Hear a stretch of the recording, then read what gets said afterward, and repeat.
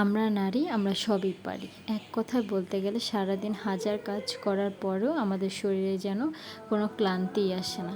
সারাদিন সংসারে কাজ করতে করতে কিভাবে যে সময় কেটে যায় সেটা হয়তো আমরা নিজেরাও বুঝতে পারি না।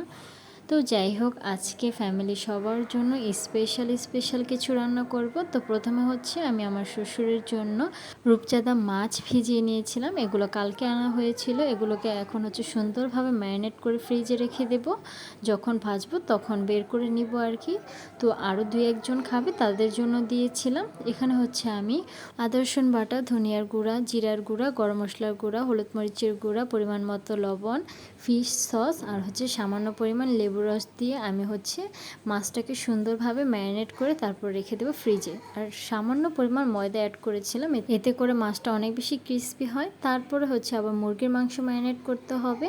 কেউ কেউ হচ্ছে মাছ খায় না, এই জন্য তাদের জন্য মুরগির রোস্ট রান্না করা হবে। এই জন্য এখানে মুরগির মাংসগুলো পিসগুলো সুন্দরভাবে ম্যারিনেট করে নিয়েছি। এখানে শুধু গরম মশলার গুঁড়া, মরিচের গুঁড়া আর হচ্ছে সামান্য পরিমাণ জর্দা রং, লবণ আর হচ্ছে আদা রসুন ইউজ করেছি। এগুলো সুন্দরভাবে খুবই অল্প পরিমাণ মশলা দিয়ে আমি মুরগির মাংসটাকে ম্যারিনেট করেছি, যেহেতু রোস্টগুলো রান্না করার সময় আরও কিছু মশলা অ্যাড হবে এর মধ্যে।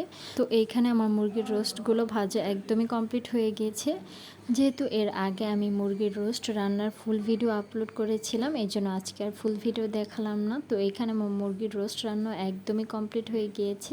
আর রোস্টটা খেতে কিন্তু অসম্ভব মজার হয়েছিল। আর অনেকে আছে আবার এই মুরগির রোস্টটাও খাবে না, এই জন্য তাদের জন্য আবার হচ্ছে মুরগির মাংস ম্যারিনেট করে রেখে দিচ্ছি। মুরগির মাংস ম্যারিনেট করার জন্য এখানে আমি ইউজ করেছি গরম মশলার গুঁড়া, জিরার গুঁড়া, ধনিয়ার গুঁড়া, আদা রসুন বাটা, পরিমাণ মতো লবণ, সয়া সস, কাবাবের মশলা আর সামান্য পরিমাণ মরিচের গুঁড়া আর হচ্ছে লেবুর রস।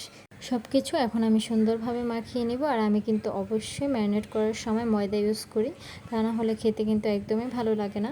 তো এখন হচ্ছে আমার শ্বশুর ভাত খাবে, এই জন্য তার জন্য আমি রূপচাঁদা মাছটাকে সুন্দরভাবে ফ্রাই করে দিচ্ছি এপাশ ওপাশ করে।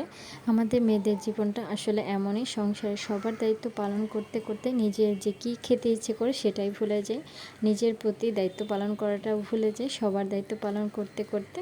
তারপরও হচ্ছে সংসারে এই কাজগুলোর মধ্যে অনেক বেশি আনন্দ আছে, যেটা করতে আমার কাছে খুবই ভালো লাগে।